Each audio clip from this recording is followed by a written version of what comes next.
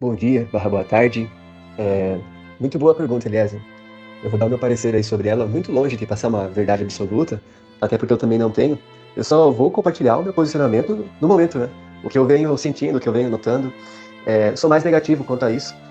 Vejo que a humanidade ela está tendo, na verdade, um declínio moral, mas eu falo também usando como parâmetro o Brasil, né? E outros lugares eu vejo que já teve um avanço muito significativo, moralmente falando. Isso também deve ser observado e contemplado, né? Não é o fim, né? Ainda tem, por exemplo, os lampejos de luz em vários lugares. Percebemos, no entanto, que aqui no Brasil também já foi muito pior lá no passado, mas no sentido mental, muitas pessoas ainda cultivam muitos pensamentos primitivos, oriundos de uma época bárbara, onde as pessoas tinham escravos, onde as pessoas tinham uma mentalidade mais primitiva. Aqui no Brasil foi um dos países, né, que ficaram escravizando, mesmo depois de vários países já terem parado. Até em alguns lugares, em alguns estados, por exemplo, estavam fazendo a abolição da escravidão, aqui no Brasil, inclusive.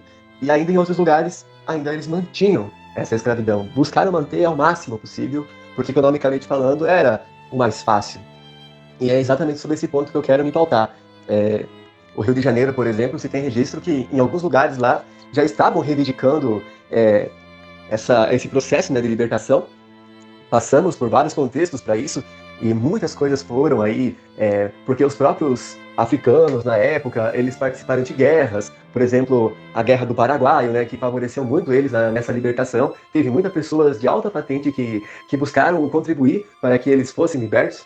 A questão da alforria também, que acabava acontecendo. Então o escravo ele tinha a possibilidade de pagar para ser livre. Claro que isso é estupidamente ridículo, né? Você pagar para a sua liberdade. No sentido mais filosófico, hoje as pessoas pagam para ser escravas. O sistema ficou mais caprichado. Hoje em dia as pessoas pagam para ser escravas porque ficaram reféns da mídia, reféns dos status. E quanto mais elas pagam, mais elas querem. Elas querem receber tudo isso. Então elas acabaram ficando num ciclo interminável de ego. E é um ponto que eu queria mencionar para vocês. Aqui no Brasil só mudou o modelo, só mudou a forma de exploração, mas ainda ao nível psicológico, em alguns cantos também vemos ao nível físico, e o tipo de mentalidade talvez não tenha se alterado tanto. As pessoas têm um grande acesso ao conhecimento, porém as sombras elas acabam permanecendo. Hum, Com isso, aqueles que fazem a ganância, aqueles que têm essa ânsia do ter, eles sempre ambicionam por mais. E se antigamente, economicamente falando, eles queriam manter os escravos por o máximo de tempo possível, porque eles não queriam que a mão de obra barata, ou melhor falando, a mão de obra gratuita, fosse arrancada, hoje em dia, nos campos, a destruição em massa que eles fazem com as florestas também não é diferente. Até realmente ter transtornos drásticos, ao ponto deles não terem uma outra opção senão realmente mudar. A gente sabe que aqui a princesa Isabel, ela fez lá né, a assinatura do processo de abolição, porém foi enrolado, foi demorado, e fizeram várias coisas até acontecer isso, inclusive leis ridículas, que, bem dizer, não, sabe, não tem nem sentido a existência. Se eu não me engano, tem uma lei chamada Lei do Saxagenário. Me corrijam aí se eu falei errado o nome, mas é uma lei que, por exemplo, idoso com 60 anos é liberto. O escravo ele pode ter a liberdade dele, o que era melhor para a época, economicamente falando, porque o feitor ele já não tinha mais a responsabilidade com aquele senhor, já não ia mais alimentá-lo, e também o cara já nem aguentava mais trabalhar, né? Então era melhor ainda que metesse um pé na bunda dele e falasse tchau, né? Tchau, babau, agora você cuida da sua vida. O cara já estava quase morrendo, foi solto para ser morto, o que é muito melhor. E também que quase nenhum escravo chegava nessa idade, porque morria muito antes. Seja por uma questão aí de violência, seja por uma questão também que não tinha alimentação correta, comia qualquer coisa o que davam, né? Então não chegava nesse período para desfrutar dessa liberdade. E claro, tem várias outras coisas que aconteceram. Eu só estou enfatizando alguns pontos para mostrar que eles não abrirão mão dos prazeres que eles possuem, em detrimento da ganância que eles têm, para satisfazer alguém. Então, na verdade, o que vai fazer com que essa extinção em massa aconteça são lugares centralizados em torno do mundo, onde as pessoas estão sendo sanguessugas, sendo um vírus. Eu citei aqui o Brasil porque nós estamos nele, mas eu poderia citar Taixi no Japão, para quem assistiu aquele documentário maravilhoso lá, Seaspiracy, vai entender o que eu estou falando, sobre a exploração do oceano. E também não é só lá, Hong Kong, vários outros lugares, o nível de exploração, né? A ânsia do ter está acabando com o nosso meio. E volto a falar, não importa o que você faça, ecoará no todo, ecoará no coletivo. Então aquela ideia de uma percepção individual, ela é uma ideia ilusória. tudo que fazemos ecoará cedo ou tarde no todo. Exemplo disso, existem milhões de exemplos. Exemplos aí que já estivemos, né, é, conectados, por exemplo, a onda do Covid, a gente passou por isso, que é uma coisa que aconteceu lá na China, né, e chegou até a gente, a questão do vírus da AIDS, porque lá na África, algumas pessoas com uma mentalidade mais baixa estavam, além de torturando, machucando os macacos, se tinha aquela cultura de fazer aquele mal. Sabe-se lá o que eles faziam com os macacos, né? Deixamos aí esse ponto em aberto, porque eu não quero nem imaginar o tipo de mentalidade para chegar a fazer coisas tão bárbaras com os animais. Porém, um belo dia, o sangue de um humano se conectou ao sangue de um primata que estava contaminado. E aquilo passou a ser compartilhado com várias pessoas daquele local e até chegar no mundo inteiro. Ou seja, as coisas não estão separadas. Eu volto a falar. Aí nos Estados Unidos teve uma onda de matança em uma época, não tão distante, que as pessoas achavam que quem compartilhava o vírus da AIDS, na verdade, eram os gays. Então aquela tendência a ser preconceituoso também aumentou. O que a gente percebe é que a ignorância afasta, a ignorância destrói, a sabedoria une. E demorou muito tempo para acontecer isso. Então o Buda ele foi muito correto ao ele falar que o grande mal da humanidade é a ignorância, porque é o que faz a humanidade ser destruída. É a ignorância sobre si mesmo, a ignorância sobre perceber que toda ação ecoa no todo, não importa o que você faça, tudo ecoará no todo. O inconsciente coletivo, os seus pensamentos, a sua energia, cuide para estar bem, porque as pessoas irão sentir a sua vibe todos os dias. Hoje eu comentei sobre a questão da gratidão, né? Eu acabo entrando em outros assuntos, mas para quem percebe, está tudo entrelaçado, está tudo conectado. É, a questão da gratidão é sentir, sabe, essa gratidão nos detalhes. Vai almoçar, gratidão, gratidão, gratidão pela comida, mas sente, sente, sente, sente isso. Vai abraçar uma pessoa, gratidão, gratidão por esse abraço. Não precisa ficar falando gratidão, mas sente, gratidão, gratidão por ter passado por um momento, né, que abalou e eu aprendi alguma coisa profunda com ele. Ou às vezes nem aprendi, mas gratidão, gratidão. Essa gratidão já faz você tirar alguma significação positiva daquele momento. Pode ter certeza disso. No momento pode ser que não chegue nada, mas gratidão, gratidão, daqui a pouco já chega. Pô, isso me ajudou nisso, isso me ajudou a perceber tal coisa. E aí vem a ação, a gratidão dá energia para ação positiva. E aí você acaba se conectando, ajudando as pessoas que passam muitas vezes pelas mesmas questões conflituosas que você já passou. Isso une, ou seja, a sabedoria uniu, rolou, entendeu?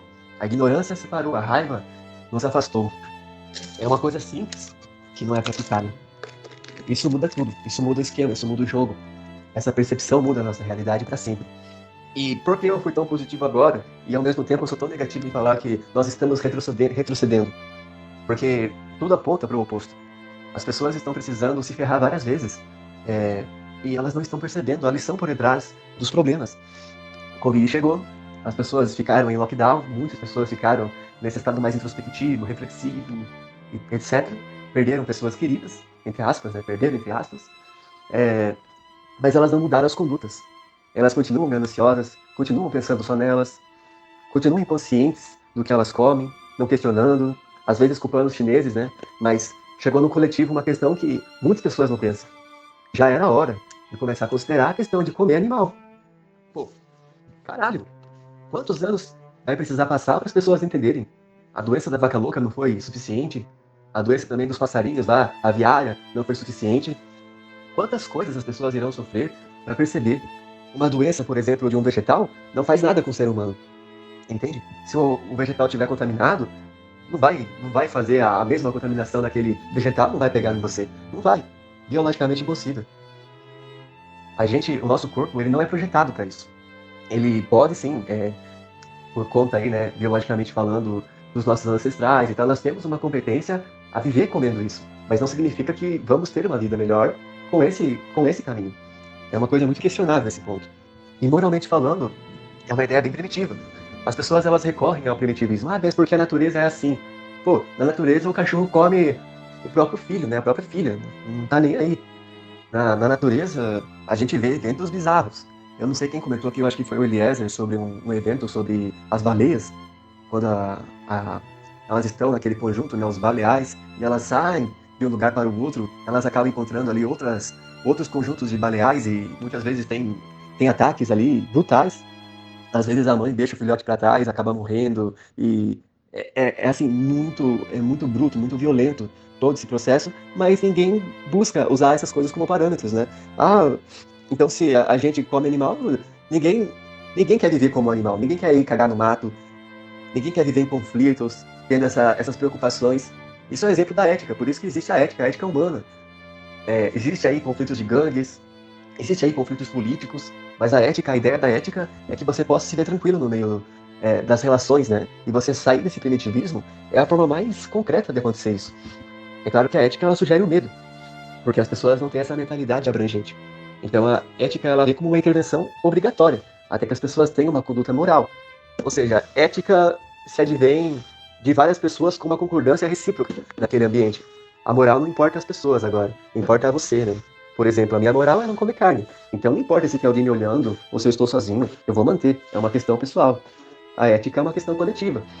Ou seja, se veio uma intervenção coletiva, é porque todo mundo ambiciona pela mesma coisa. Desde a pessoa mais fraca até a pessoa mais forte, somos vulneráveis, somos humanos. Isso que nos torna humanos, sociáveis, mais evoluídos. E é com essa mesma cabecinha que devemos olhar os animais. Eles têm o grau de consciência deles, nós temos o nosso grau de consciência. Irmãos maiores. Podemos fazer por eles muitas coisas. A evolução ela acontece de uma forma recíproca, para todo mundo. No seu devido grau, todo mundo tem que passar por certas experiências da vida. Para que essa ganância, então, de achar que a gente é melhor? Aos olhos da evolução, as coisas só são. As coisas só são. A definição de melhor ou pior é muito subjetiva, né? Entrando em uma outra questão agora, falando sobre os processos, né, de términos de civilizações, entre aspas, avançadas, acredito eu que entra essa questão. Com grandes poderes, vem grandes responsabilidades. Grandes poderes tecnológicos, armamentais, vem grandes responsabilidades. Entregar uma arma para uma criança não é prudente. A criança precisa ter essa maturidade para poder manejar uma coisa tão perigosa. Mas, às vezes, a tecnologia ela chega primeiro e a maturidade não vem. Então, o que a gente nota é que os presidentes estão como crianças, portando armas. Uma coisa extremamente perigosa. Então, o final pode ser por dois motivos. Pode ser a ignorância, levando a uma devastação em massa, comprometendo outras vidas inocentes, mas também pode ser um reset. Um reset porque já passaram pelos processos, agora vai ter um final para outros processos, para outras, digamos assim, outras almas virem para a Terra ter a experiência humana. Vamos pensar numa posição que acontece diferente agora. Vamos pensar numa posição de uma sociedade muito avançada, muito evoluída, e não tinha mais conflitos, não tinha mais guerras. Então acontece uma exterminação através de um evento natural, um meteoro, por exemplo. É apenas uma teoria, obviamente, porque já tiveram as experiências terrenas. Agora, né, deixa esse espaço mais terreno, né, mais dual, para outras raças, em outros lugares, vivenciarem essa experiência humana, terem acesso a essa experiência dual, de amor e raiva, né, e tudo mais. É uma possibilidade, longe de ser uma realidade absoluta. Aqui temos infinitas realidades acontecendo sincronicamente. Agora, determinar a realidade com a minha perspectiva é limitá-la. Eu simplesmente abranjo para as possibilidades e vivo a minha, criando aquilo que eu vejo que faz sentido para mim no momento. É um pouco sobre isso. Só que essa ideia foge um pouco do conceito que as pessoas têm aqui, né? Por exemplo, o Salão do Reino, o Testemunho de Jeová, já acreditam, por exemplo, que a Terra, logo à frente, será um paraíso. Porque as pessoas serão mais conscientes, é, as pessoas não vão superpopular o céu, porque tem dentro da Bíblia, do conceito que eles estudam, um número X de pessoas que vão para o céu, e são pessoas realmente diferenciadas e especiais. A maioria vai desfrutar uma vida boa na Terra. E aqui será, por exemplo, o Jardim do Éden, novamente, né? É, é legal pensar que o céu vem à Terra, que as pessoas sejam mais conscientes. Talvez seja muito real, porque nós temos a capacidade, todo amor divino, né? Cada ser possui dentro da sua consciência. Hitler possuiu, né? É, Stalin, todos aí os grandes ícones imorais da humanidade tiveram e se manteram, né? Durante até a sua morte com essa mesma consciência.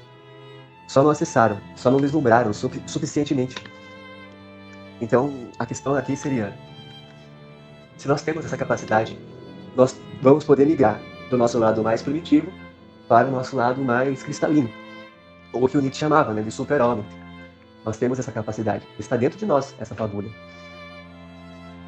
Agora, observar esse mundo utópico e perceber que todo mundo poderia viver assim, sendo que todos nós possuímos essa mesma capacidade, não é tão errado. Porém, claro, agora entram outros pontos reflexivos. Como seria esse Éden, né?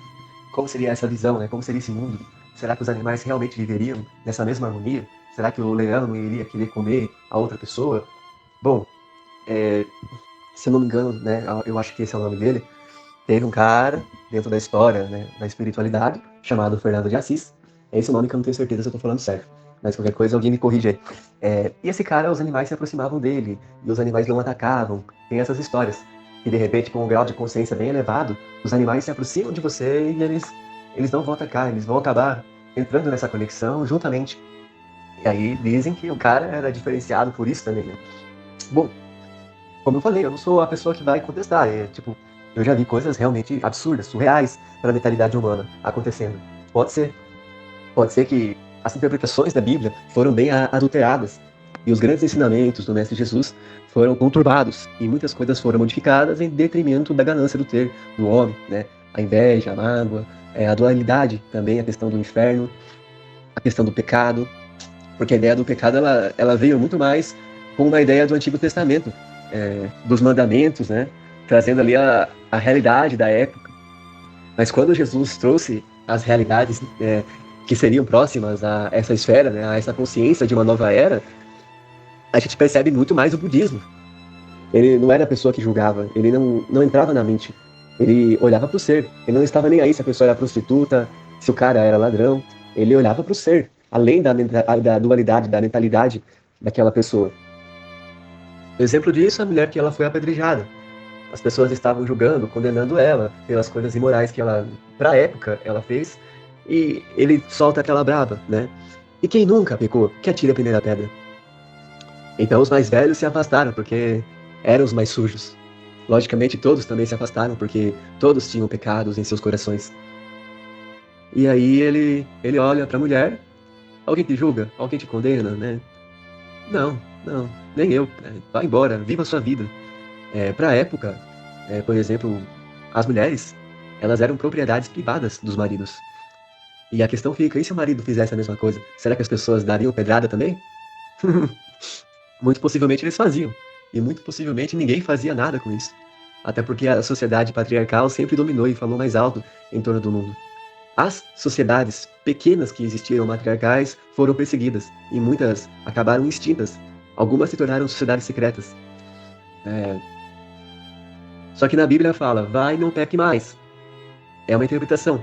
Eu lembro aqui comentando com vocês do vídeo que eu vi do Lars Fonseca, e eu concordo com ele. Ele fala, né, que ele acha besteira. Jesus, ele não falaria isso, vai, não peque mais. Porque aos olhos de Deus, quem é proprietário de quem? Ninguém é propriedade de ninguém, né? Isso daí faz parte da mentalidade egocêntrica das pessoas, de acharem que tem um escravo, de acharem que tem uma propriedade, um terreno que elas podem devastar e destruir. Só que tudo, lembrando, ecoando todo. Então, fazendo isso, outras pessoas estão sendo comprometidas, outras vidas, outras mulheres, a natureza. E toda a origem do mal é pensar que alguma coisa é sua, e na verdade pertence ao todo, porque tudo retornará para a mesma fonte de onde veio. Então, esse é um ponto. Agora, a Bíblia, na época, os pensamentos primitivos, os judeus, eles vinham com esses mandamentos, essas imposições. Então, muita coisa foi erguida em torno de uma sombra muito grande. E a gente falando isso tudo agora e tendo essa mentalidade, é igual o irmão do Eliezer já falou aqui, né? O Jefão, que se a gente comentasse sobre esses assuntos com as pessoas aleatórias, eles taxariam a gente de malucos. Porque o nosso grau de consciência é outro. E mesmo assim sofremos, e mesmo assim enfrentamos a dualidade, e mesmo assim enfrentamos os nossos demônios, mesmo compreendendo tudo isso. Às vezes mais do que eles ainda. Porque eles fogem da realidade interior. Eles passam a vida inteira se drogando, não sentindo. A gente vai ter os nossos processos, vamos ter a nossa disciplina interior muito mais forte. Mas sobre momentos, não seremos escravos. Isso significa muito. Não seremos escravos. Por quê? A questão do prazer, ela também vai ser relativa. Você busca o prazer, então significa que você será livre, simplesmente porque você vive os seus prazeres e você é feliz? Significa justamente o oposto. Por você ser escravos, né? Aliás, por você ser escravo dos vossos prazeres, significa que você será eternamente condenado a viver de uma forma medíocre, porque não conseguirá ter a maturidade para superar as paixões do coração, para superar, por exemplo, os excessos, as bebidas, e viverá nessa onda mundana de sempre querer, né, se preencher através dos momentos. E a gente? A gente não, a gente entende que vamos ter momentos difíceis, e se importamos com a questão do sentir. Não, vamos sentir essa porra aqui, né? Vamos ver o que isso tem para nos ensinar nesse momento, essa onda inteira agora que está me invadindo aqui, pesando no meu coração. Se chegou, é para ser sentido. Então a gente sente, integra, unifica, ressignifica, contempla, agradece e bora, vida que segue. Né? Gratidão pelo processo, pela maturidade, pela experiência. Esse é o rolê. Vai chegar lá na frente e vai ter um outro perrengue, mas a força interior, a disciplina, o poder vai ser muito maior. Contudo, tudo vai juntando-se nessa união, nessa sabedoria, nessa compreensão, e não terá dúvidas, não existirá brechas para dúvidas quanto ao caminho, porque todo caminho está harmonizado com o coração. A onda da dúvida, da dualidade, se advém da ânsia do ter, do ego, da mente. O coração ele não precisa explicar nada. Você simplesmente age daquela forma, vive daquela forma e é puramente feliz. Não tem dúvidas com relação ao caminho. Se a pessoa, por exemplo, pergunta por que você faz o que você faz, por que você é policial, por que eu sou professor, e você vai começar a achar justificativas mentais. Ah, porque o salário é legal, né? Vamos fazer de conta que sim. Ah, o suficiente, né? Ah, sei lá, porque é uma coisa que eu acabei adquirindo do meu pai, né? Que ele também fazia, então eu acabei fazendo também, honrando aí a questão cultural familiar. E aí vai surgir outras perguntas. Agora, se você responde porque eu me realizo dessa maneira, eu sou feliz, eu amo o que eu faço, ninguém vai perguntar e por que você ama o que você faz, né? É uma questão idiota fazer uma pergunta tão trouxa, né? Todo mundo busca essa felicidade. Alguns se sentem preenchidos. E alguns buscam essa felicidade e caem na onda do ter, na ganância, porque vivem infelizes durante todos os dias. É necessário entorpecer a mente, porque a realidade machuca. Essa que é a questão, a realidade mundana. Então, enquanto o mundo está no caos, as pessoas estão se separando, conflitos, guerras, destruições, as pessoas estão se afogando nas drogas para tentar se preencher. E é por isso que eu falo que às vezes você fica negativo, que aí você vê essa destruição em massa acontecendo, guerra civil na África, guerra aí também acontecendo na Ucrânia, guerras frias acontecendo em tempo real, e ninguém nem aí, né? É por isso que eu falo que esse entorpecer congela a nossa mente, nos torna mais irracionais, nos torna mais primitivos. É difícil você pensar numa revolução, em uma mudança, em um acesso para essa consciência cristalina, observando que as pessoas estão buscando congelar a mente, entorpecer. Então é por isso. Vou parar de falar porque me empolguei. É nóis.